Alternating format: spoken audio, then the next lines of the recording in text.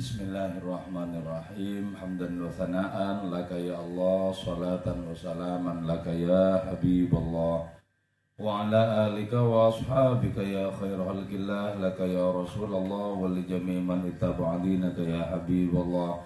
Haqiqatan min ladun Adam la yaumil qiyamah, radhiyallahu lana wa lahumul Fatiha. A'udzu billahi minasy syaithanir rajim. Bismillahirrahmanirrahim. Alhamdulillahi rabbil alamin.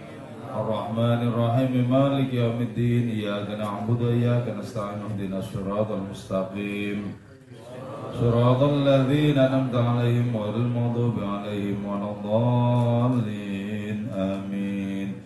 Litaqarrubina ila Allah ta'ala li muhabbatina ila Rasulillah sallallahu alaihi wasallam, li salamatina fid din wad dunya wal akhirah, li qadai duyunina, li qadai hajatina min hawaijid dunya wal akhirah, تيسير أرزاقنا حلالا طيبا مباركا كثيرا واسعا، لسعة جسادنا قلوبنا، لشفاء أمراضنا ظاهرا باطنا، لدفع البلايا والمحن والفتن والأمراض الأسقام، ولمنافعنا لمصالحنا، لأهل بيتنا أولادنا ذرياتنا وجوارنا وأصدقائنا وجميع المسلمين والمسلمات والمؤمنين والمؤمنات الأحياء منهم والأموات، ولعز الإسلام والمسلمين بجودك يا الله، بشفاعة نبيك يا الله، ببركة أوليائك يا الله، بأسرار الفاتحة.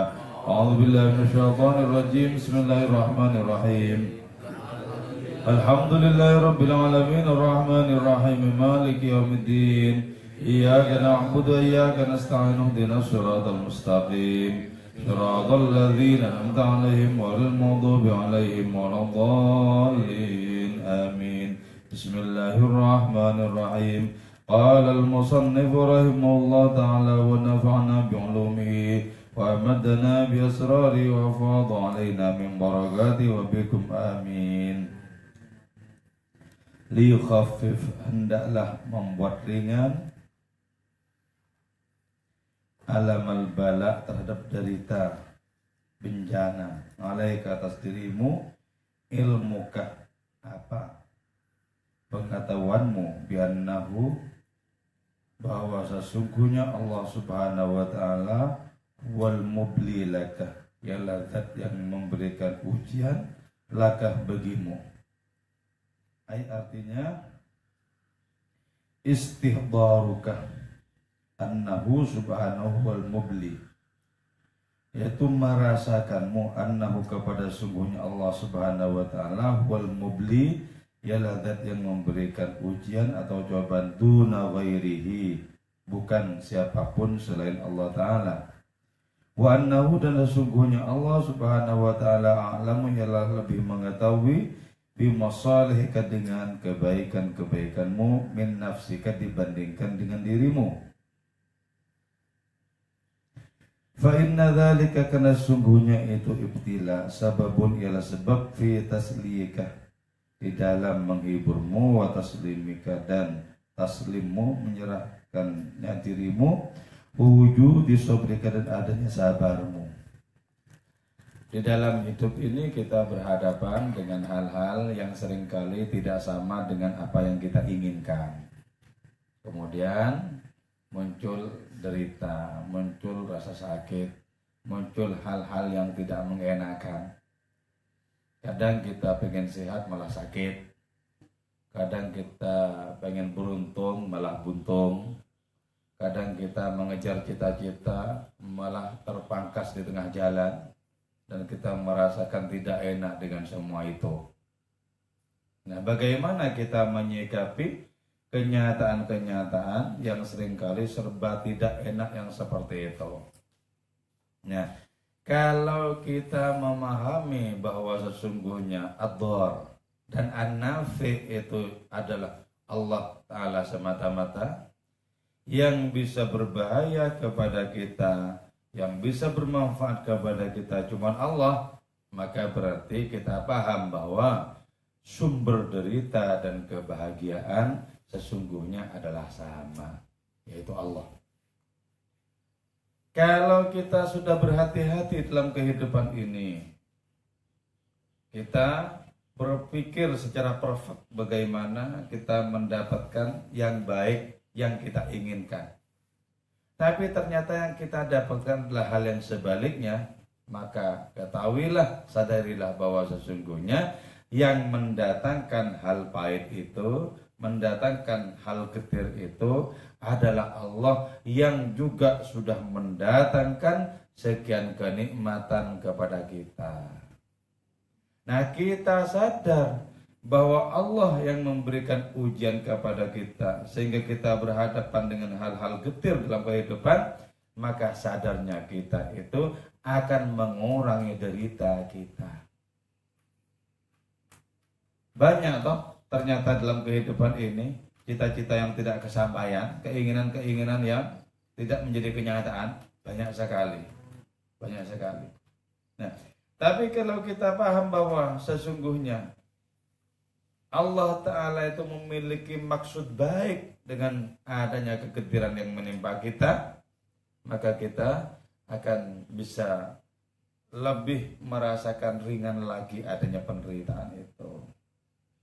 Toh juga Allah itulah pula yang sudah memberikan kepada kita kenikmatan-kenikmatan tak terhingga. Masa kita mau nerima enaknya saja, terus terhadap tidak enaknya kita mau muring-muring dan tidak sabar? Mestinya kita menerima yang enak-enak dari Allah Ta'ala, itu juga kita memiliki kesiapan untuk menerima yang tidak enak, yang tak sesuai dengan kehendak kita. Mestinya seperti itu. Kalau dalam hidup ini kita senantiasa mendapatkan apa yang enak-enak saja, dan kita tidak mendapatkan kegetiran, boleh jadi sampai setua ini kita tetap manja dalam kehidupan ini. Dan kalau kita dibesarkan di dalam kemanjaan demi kemanjaan, menghadapi kegetiran sedikit saja stres, menghadapi lebih parah lagi gila kemudian. Kenapa? Karena tidak terbiasa berhadapan dengan sesuatu yang getir, tidak terbiasa. Lihat itu Fir'aun, tidak terbiasa berhadapan dengan sesuatu yang getir selama 400 tahun. Kemudian kemanjaan demi kemanjaan itu melahirkan adanya pengakuan bahwa dirinya adalah Tuhan. Jadi kalau begitu enak terus menerus itu bahaya loh. Bahaya enak terus menerus itu. Enak itu bahaya. Jiwa seseorang bisa tidak pernah dewasa kalau enak terus itu. Tidak dewasa. Nah mestinya kan enak terus ada tidak enaknya.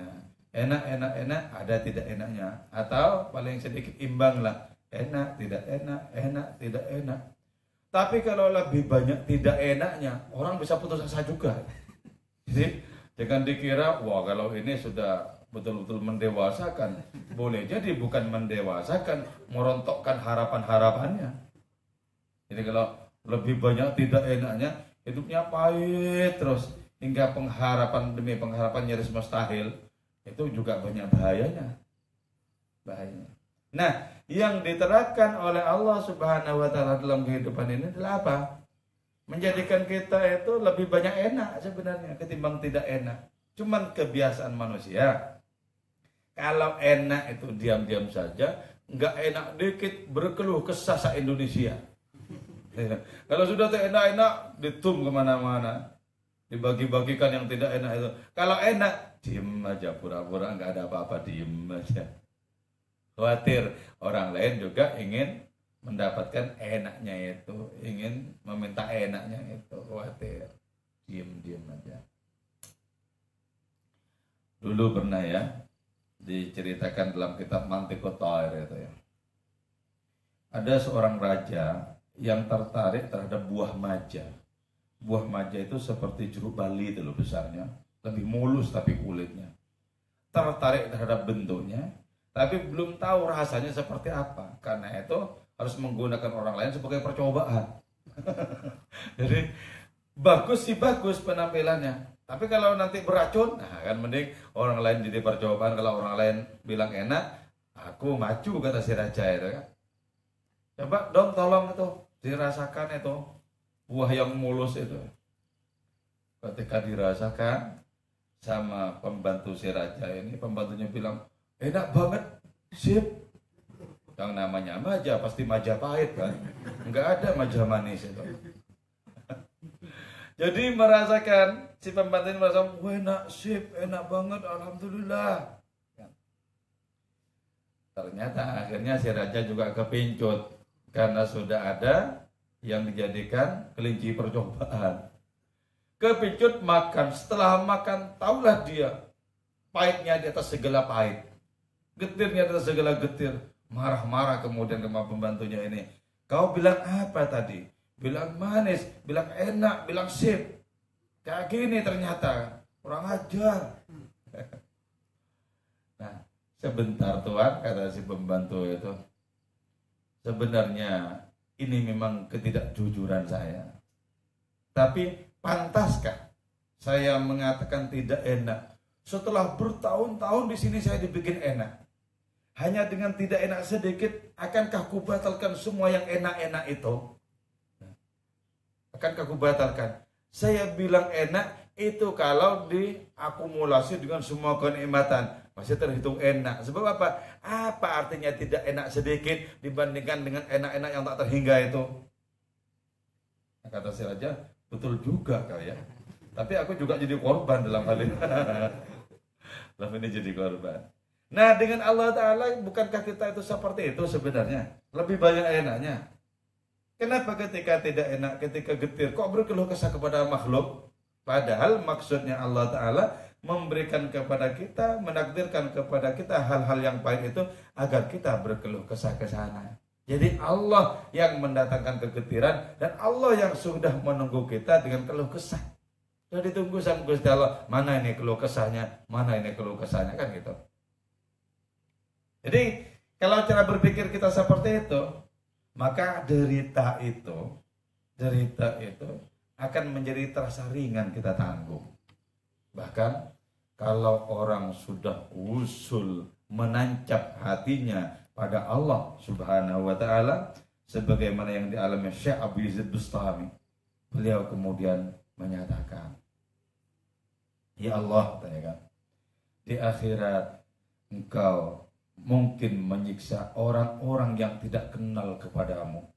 Beliau menggunakan istilah ajnabi. Ajnabi itu orang luar atau orang asing, bukan mahram katanya. Kau mungkin menyiksa orang-orang yang tidak kenal dari mana datangnya siksaan itu, dan kau melahirkan penderitaan bagi mereka. Mbok ya Allah, aku saja yang disiksa, dan aku sudah tahu siapa yang menyiksaku, engkau.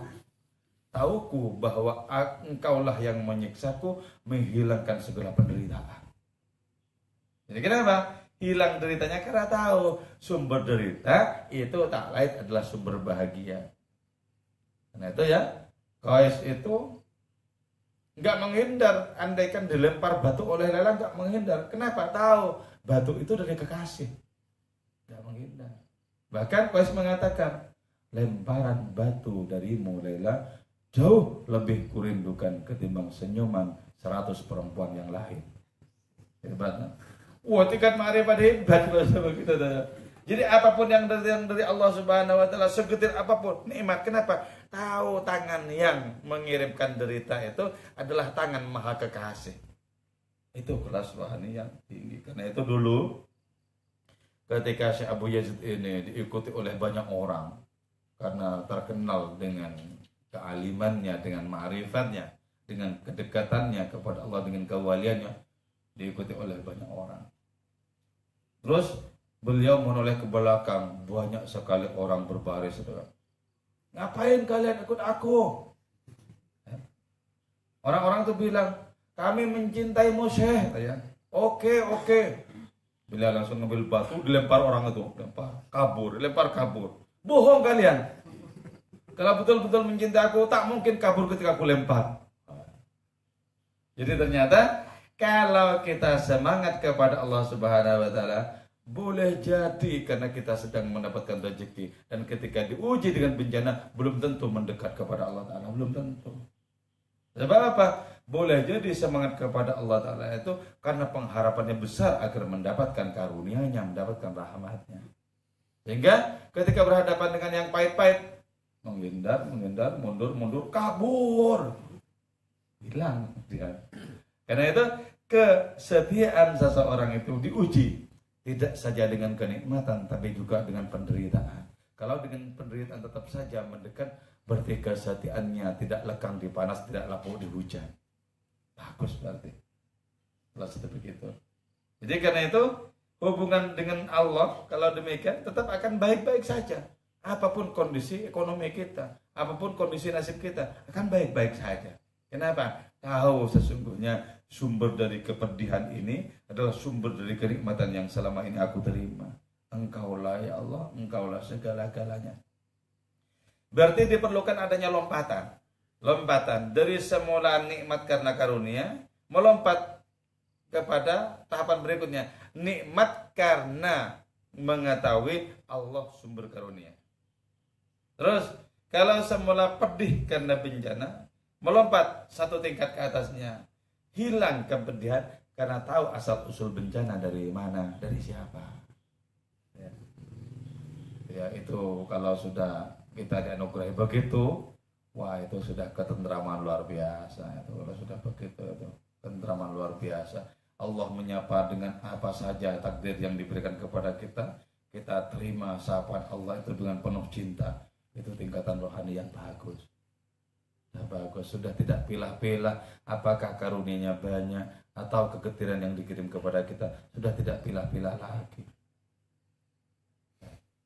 Nah, ke sana kita berikhtiar, moga-moga dimudahkan oleh Allah Subhanahu wa taala. Terus, kenapa Allah kok kadang memberikan hal getir kepada kita?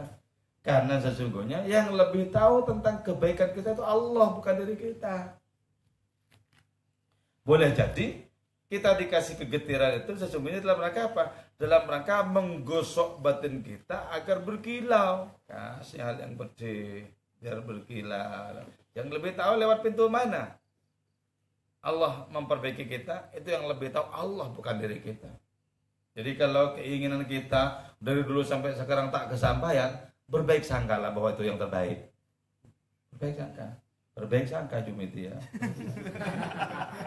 Bu Woro, berbaik sangka. Saya tahu keinginannya apa dari dulu. Berbaik sangka saja kepada Allah Ta'ala, berbaik sangka. Sebab Allah tidak menakdirkan sesuatu kecuali untuk kebaikan kita manusia umatnya ini. Berbaik sangka. Oh gitu. Mungkin Allah ngajak saya bermesraan, itu aja. Allah yang lebih paham. Terus adanya berbagai macam kegetiran itu sesungguhnya secara hakiki adalah dalam rangka Allah menghibur kita. Jadi kalau kita dapat persoalan, kemudian kita tahu bahwa ada pintu pengharapan yaitu Allah Ta'ala, kita terhibur karena itu. Terhibur. Betapa sangat nikmat setelah kita terjangkit oleh kegetiran, kemudian ada jendela yang terbuka sebagai peluang kita untuk mendapatkan pencerahan. Alhamdulillah. Karena itu kalau kita renungi ya, kadang kita memang harus mengucap Alhamdulillah terhadap berbagai macam hal yang getir. Kenapa? Allah memberikan sesuatu yang tidak diberikan ketika kita senang. Makanya ada tingkatan rohani yang bisa diperoleh oleh manusia, tidak didapat ketika sholat, tidak didapat ketika puasa, tidak didapat ketika haji, tidak didapat dengan sholat malam, tapi didapat lewat sakit dan penderitaan. Enak ternyata. Jadi saksikanlah di balik getir itu ada kenikmatan besar yang diberikan oleh Allah kepada umat manusia. Dulu pernah Nabi mengalami secara lahir yaitu penderitaan ya. Itu wafatnya istri tercinta Sayyidah Khadijah, terus wafatnya orang yang paling melindungi Nabi yaitu Abu Thalib radhiyallahu anhu. Menderita disebut sampai dengan istilah amul huzni. Tapi jangan sembarang kita menafsirkan air mata Nabi sebagai penderitaan karena takluk terhadap kegetiran, tidak. Di dalam syarah hikam disebutkan bahwa air mata Nabi di situ adalah kegembiraan yang meluap-luap yang beliau menyaksikan. Pada saat itu beliau menyaksikan karunia Allah yang tak diberikan sebelumnya. Karunia yang tak bisa diungkapkan sepenuhnya dengan kata-kata. Jadi derita para nabi itu sesungguhnya berada di puncak kebahagiaan. Cuman tidak setiap orang bisa memahami derita-derita para nabi. Nah, ini juga pahit juga ini. Tadi yang nasibnya mirip-mirip harap berkumpul.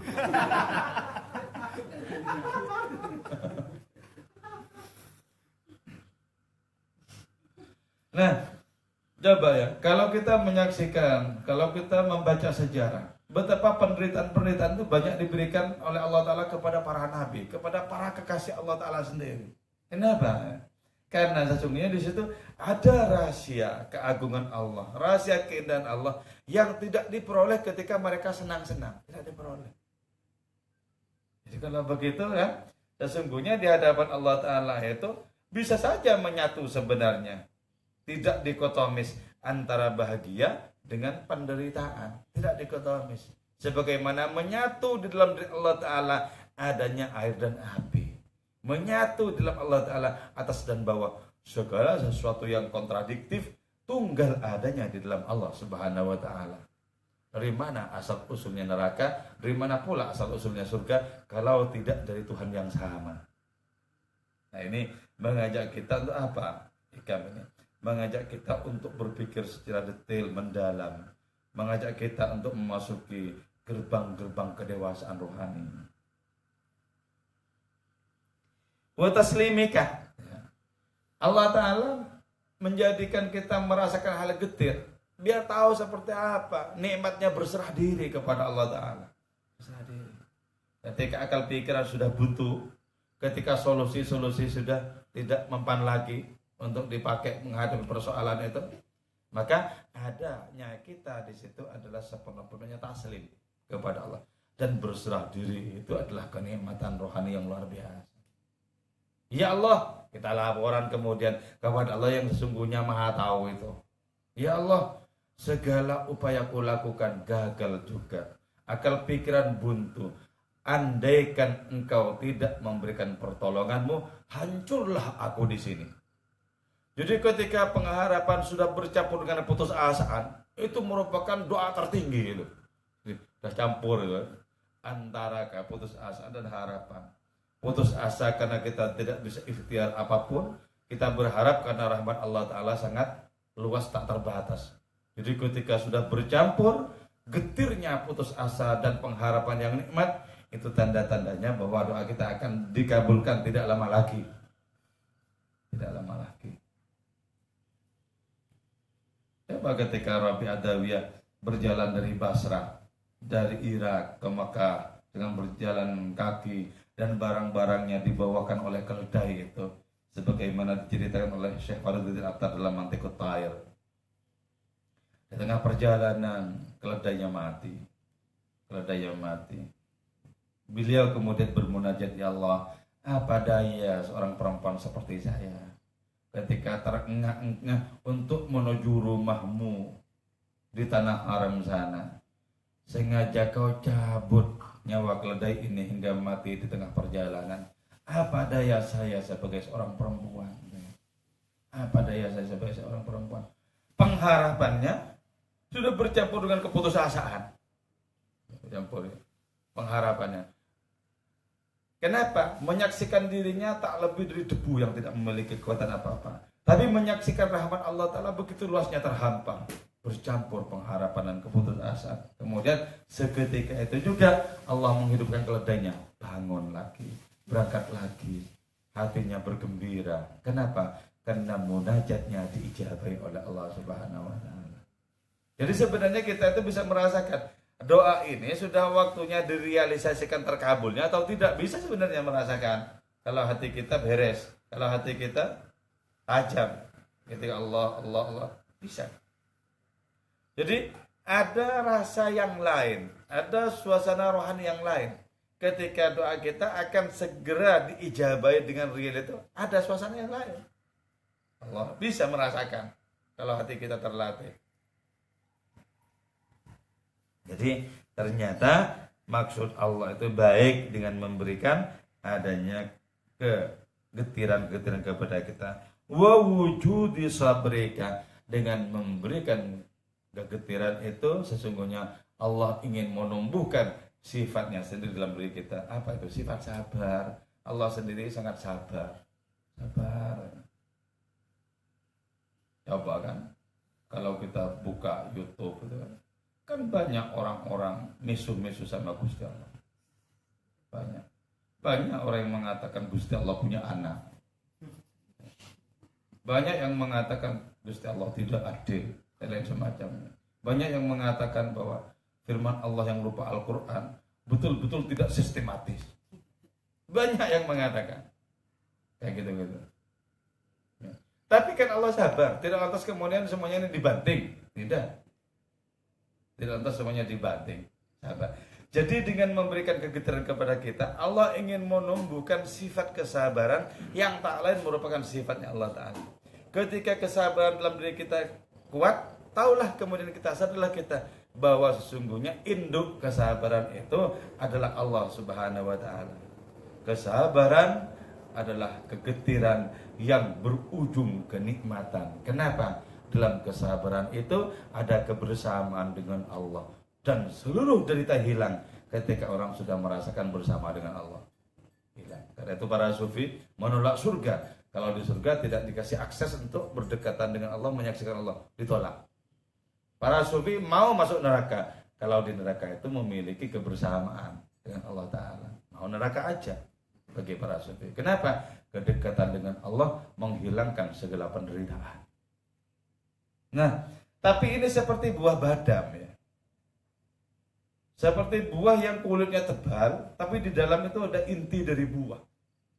Jadi untuk bisa merasakan mesra dengan Allah, nikmat dengan Allah, itu dibutuhkan riyadhah. Riyadhah juga dibutuhkan adanya karunia rohani dari Allah Ta'ala. Sehingga ketika pada akhirnya itu sampai kepada inti penghambaan, maka ternyata kesabaran itu di puncaknya tak lain adalah kegembiraan yang luar biasa. Gembira. Tapi bagi orang-orang yang belum memiliki kesiapan untuk mendapatkan kesabaran, maka seluruh penderitaan itu betul-betul penderitaan. Segala getir itu betul-betul getir. Kata siapa lebih baik sakit gigi ketimbang sakit hati? Oh, yang namanya penderitaan tetap penderitaan. Gitu ya. Tapi ketika sudah ada antena spiritual dalam diri kita,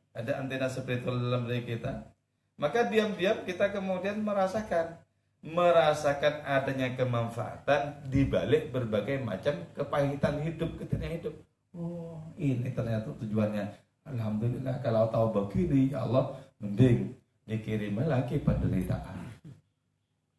Rabi Adawi itu, kalau lama tidak dapat bencana, itu khawatir tidak mendapatkan cinta Allah. Jadi kalau sudah lama tidak diuji dengan yang pahit-pahit, dengan getir-getir, beliau menyatakan, ya Allah, apakah engkau sudah tidak jatuh cinta lagi kepadaku hingga kau tidak mengirim bencana-bencana? Jadi semakin banyak bencananya itu, semakin banyak tanda cintanya Allah. Kenapa harus dibuang? Jadi terima saja dengan enak. Kesepian seseorang akan mengantarkan kepada hakikat kebersamaan. Itu kalau bagus hatinya. Kalau tidak, kesepian terus. Jadi kalau cara baca hatinya itu cerdas, kesepian akan mengantarkan kepada hakikat kebersamaan. Tengok Nabi Muhammad Shallallahu Alaihi Wasallam ketika memisahkan diri dari hiruk pikuk kehidupan sosial, masuk ke gua Hira, memisahkan diri dari tetek bengik barang dagangan, malah menemukan hakikat bersamaan dengan Allah Ta'ala dengan turunnya Iqra. Nabi menjawab, Nabi qari, Iqra bismi rabbikal ladzi khalaqal insana min 'alaq. Gemetar Nabi. Kenapa? Mendapatkan hakikat kebersamaan dengan mendapatkan firman Allah Ta'ala. Ketika beliau berjarak dengan segala sesuatu, sepi yang hakiki mengantarkan kepada kebersamaan yang hakiki. Karena itu ketika Allah menguji kita dengan kesepian, maka terimalah kebersamaan yang hakiki. Saya kesepian karena anak istri sudah pulang. Justru menikmati kesendirian yang mengantarkan kepada hakikat kebersamaan. Oh seperti ini rasanya, oh begini. Apalagi kalau lama sekali kesepiannya, itu lebih bagus lagi. Atau lebih menderita lagi. Tergantung bagaimana kita mengelola hati kita masing-masing. Ya, moga-moga kita makin akrab dengan Allah, makin bisa memahami, menyadari asal usul segala bahagia dan bencana. Moga-moga kita bisa melampaui segala macam karunia dan ujian hingga kita bisa berakrab lia dengan asal usul segalanya, yaitu Allah Subhanahu wa ta'ala. Maulaya salli wa sallim